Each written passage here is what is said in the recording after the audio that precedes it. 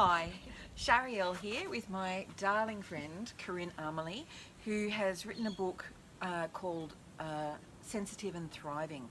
And Corinne works with children, and I love the work, and parents, and I love the work that she does. And this morning we're having a conversation about supporting the wisdom of our children. And can you share some of what you're sharing this morning? Sure. So what we were talking about was that so often our children of any age, whether they're little or even in their 20s, will come to us and say, "Mum, I really just don't know what to do right now." And there's two ways that we can really go. And the natural way, or the way that we've probably been taught, is that we listen a bit and we go, "Yeah, well, I do this or I do that." You know, we'd actually tell them what to do. The unfortunate thing about that is what we're subtly doing is we're telling them that you actually don't know what to do. Yep.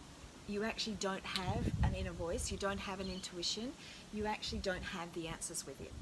And that as the older person, as the parent, we hold the wisdom which is disempowering, fundamentally disempowering. Exactly. So the key then is to actually move into the adult self of you and become a really, really good listener and a really, really good question asker. You know, so it's about being able to listen and ask the questions to support them to go within, to listen to their heart, to listen to their inner wisdom, and to be able to find the answers within.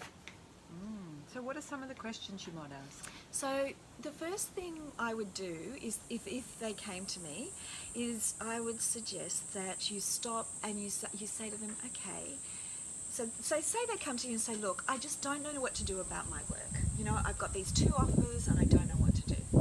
And so, Mum, tell me what to do. I'd say, okay, just stop for a moment. You know, what would you like to do? And they go, "I don't know."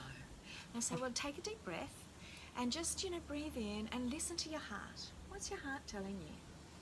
And they'll stop for a moment and they'll listen to the heart. And sometimes they go, "Well, I still don't know." And I say, okay, so let's try something else. Let's go into the feeling of it.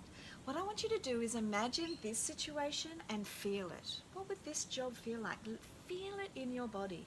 Go in your heart, but go even deeper. Like feel how it feels in your body. And then I'll say, okay, that's that option. Let's just pause that and let's go into the other scenario. I want you to feel that in the body. And they start to get some really subtle differences within. They start to really connect with what they're wanting. But then often I'll take them to the next step and I'll ask them the question, okay, so now, once you're in that place, what action, if you imagine yourself taking action in that direction, how does that feel? So it's like, feel it, but then what does action feel like? So all of this is designed to help them to connect with their inner wisdom. With your inner wisdom. And there's so much inner wisdom in our felt sense, in our body, rather than in our thinking about things where there's very little wisdom. It's just a lot of fear and projection. Exactly. So, yeah. And so much of our life we're being told what to do. You know, we're actually programmed that way.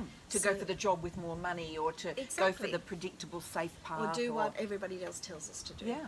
And I'm a firm believer, because of my personal life experiences, that doesn't work. It may work for a little while, but where you get the true satisfaction, the true health, the happiness, everything that you're looking for, is when you have that ability to stop and connect with yourself.